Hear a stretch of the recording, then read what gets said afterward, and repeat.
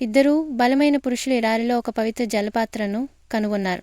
వారి సహచరుడు మరణించే స్థితిలో ఉన్నాడు. వారు ఒక్క మాట కూడా మాట్లాడకుండా ఆ నీటిని తాగబోయారు. అనుకోకుండా వారు ఆ పాత్రను తీసుకున్న క్షణంలో ఒక ఘటన జరిగింది. ఒక అదృశ్య శక్తి ఒక వ్యక్తిని తక్షణమే ఒక గుండు పొడిగా మార్చింది. ఈ దృశ్యం ఆ చిన్న నల్ల వ్యక్తిని భయపెట్టింది. కానీ అతను ఇంకా దృఢంగా ఆ పవిత్ర పాత్ర వైపు నడిచాడు. లేకపోతే ఈ నిజన ఎడారిలో అతనికి మరణం తప్ప మరో మార్గం లేదు.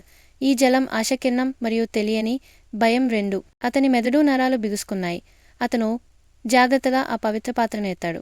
కానీ అతను ఊహించింది ఏమిటంటే అతనికి ఏమీ జరగలేదు. అప్పుడు అతను ఆ నీటిని మింగాడు. ఆనందించబోతున్నప్పుడు నేలపై ఒక దృశ్యం అతని గుండెను వేగంగా కొట్టేలా చేసింది. అతను చూసిన ఆ ఎండిన ఇసుక కంటికి కనిపించే వేగంతో గడ్డిగా మారి కొద్ది సమయంలోనే ఎడారి అంతా ఆకుపచ్చని అడవిగా మారింది. అతను అప్పటి నుండి తన జీవితంలో శిఖరంకి చేరుకున్నాడు. కొన్ని సంవత్సరాల తర్వాత అతను పవిత్ర గ్రాయిల్ ద్వారా వచ్చిన అతీంద్రియ శక్తులతో ఈ భూమిపై గ్రామస్తులను స్వస్థపరిచాడు. మరియు అతను తన జీవిత ప్రేమను కూడా కలుసుకున్నాడు. పార్ట్ 2 కోసం సబ్స్క్రైబ్ చేసుకోండి.